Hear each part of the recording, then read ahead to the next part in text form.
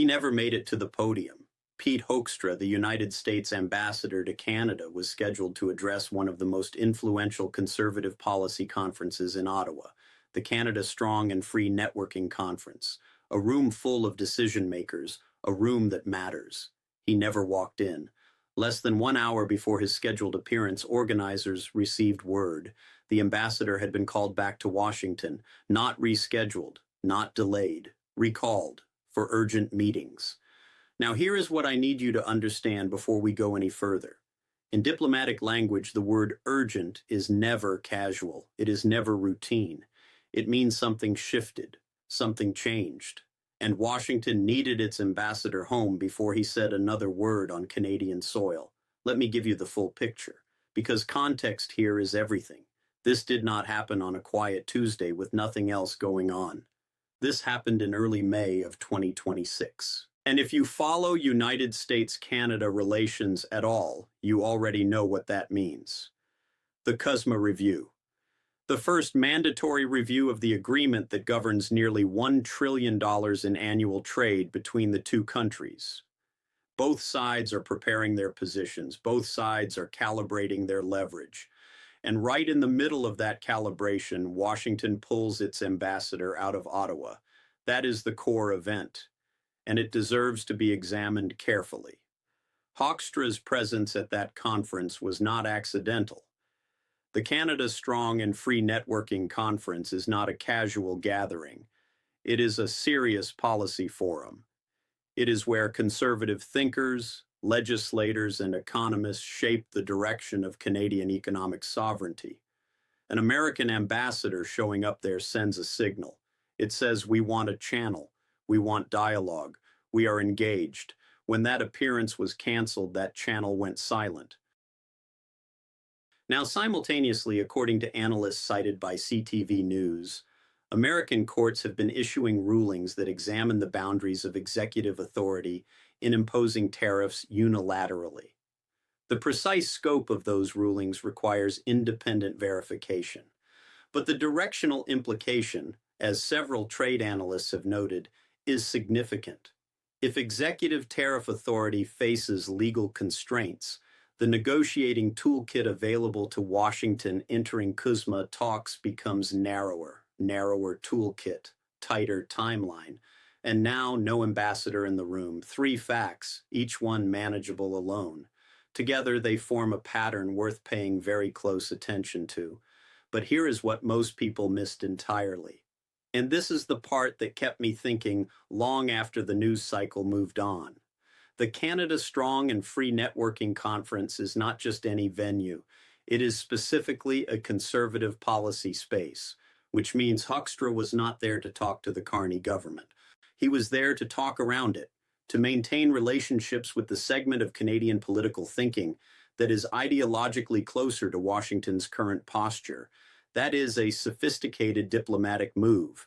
You do not send your ambassador to a conservative forum to make friends with the people already in power. You send him there to keep a back channel warm. When that appearance collapsed, that back channel went cold. Now here is where I need you to look carefully at the structure of CUSMA itself. Article 34.7 of the agreement outlines the conditions under which any party may trigger a formal review or signal intent to withdraw. That mechanism exists. It is not theoretical.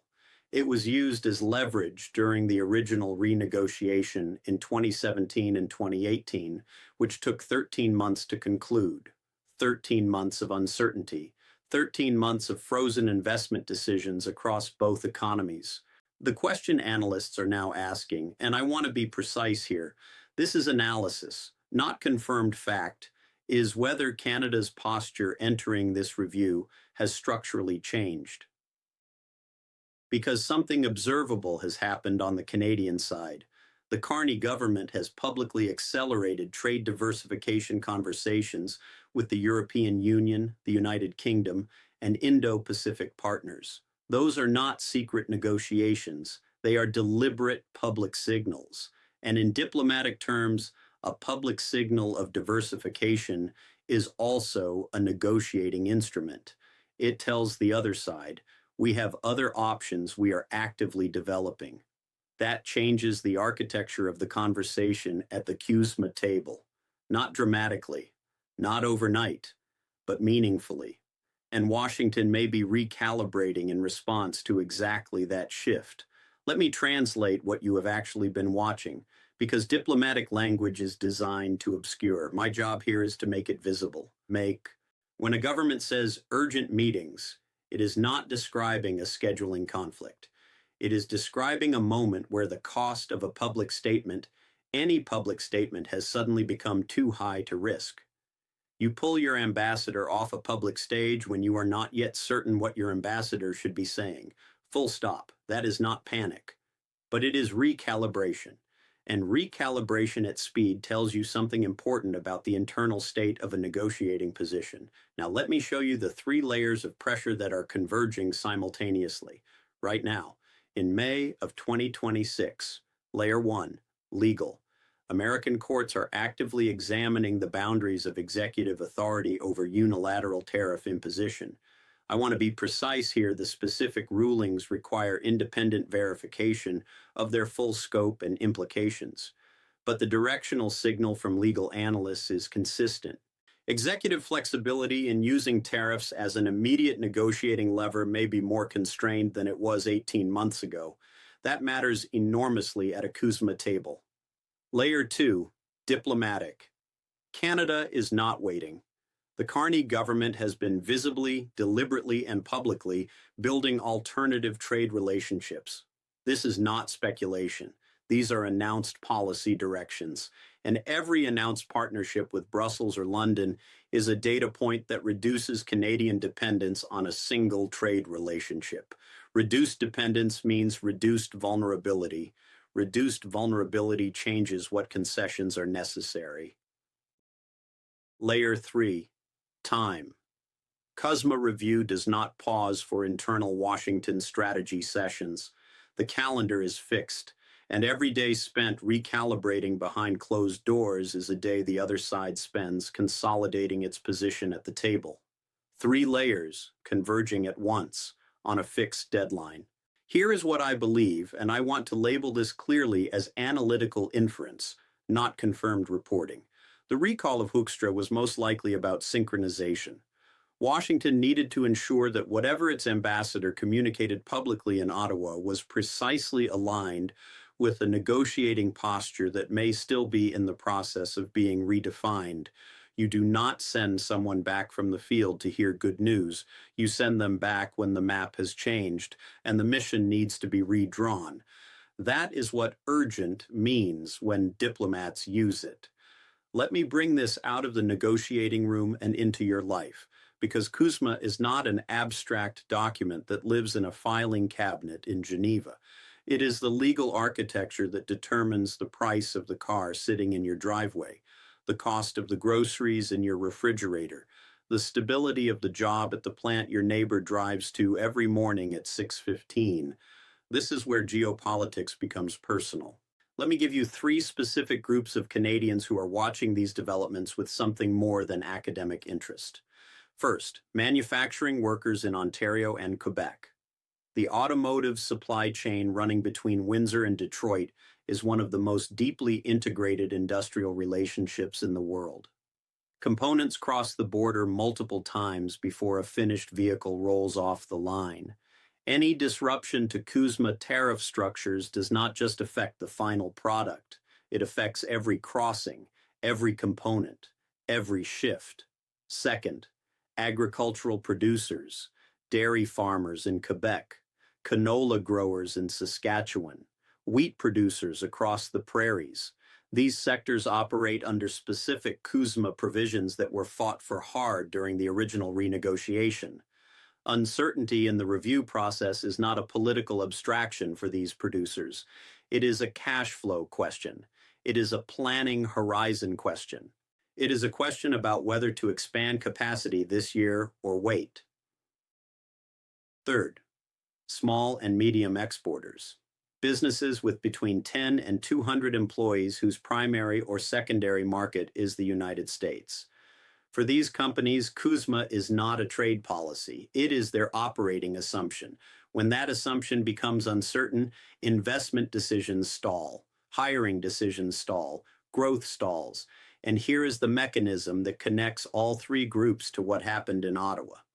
Uncertainty in diplomatic signaling creates uncertainty in business planning. Uncertainty in business planning delays capital allocation.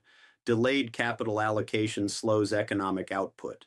That chain of consequences does not require a breakdown in negotiations to activate.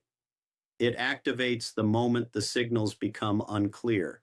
The signals became unclear the moment that podium stood empty. So where does this go from here?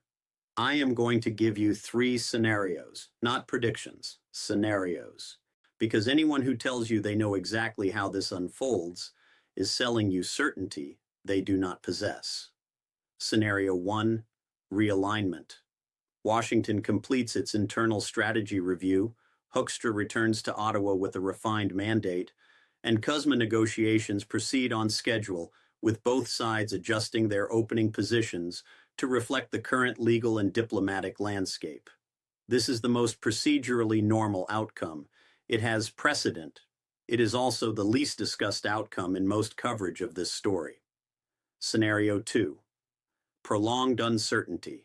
Both sides maintain firm public positions while substantive negotiation moves behind closed doors. The review process extends beyond its voluntary timeline. Business investment decisions across both economies enter a holding pattern. This scenario has direct historical precedent. The original NAFTA renegotiation ran 13 months. 13 months of that holding pattern has measurable economic consequences. Scenario 3. Accelerated Canadian diversification. Ottawa does not wait for Washington to finish recalibrating. Canada accelerates its alternative partnership development with the European Union, the United Kingdom, and Indo-Pacific economies, using visible progress on those fronts as active leverage at the CUSMA table. This scenario is already partially underway based on publicly announced policy directions. Three scenarios, each one plausible, each one with different consequences for Canadian workers, businesses, and long-term economic sovereignty. Now I want to hear from you. Which of these three scenarios do you think is most likely, and what is your reasoning? Leave it in the comments. I read them, and if this kind of analysis is what you come here for, subscribe and turn on notifications, because the CUSMA review of 2026 is only getting started. The real question is not where Pete Hoekstra went. The real question is what he carries back with him when he returns.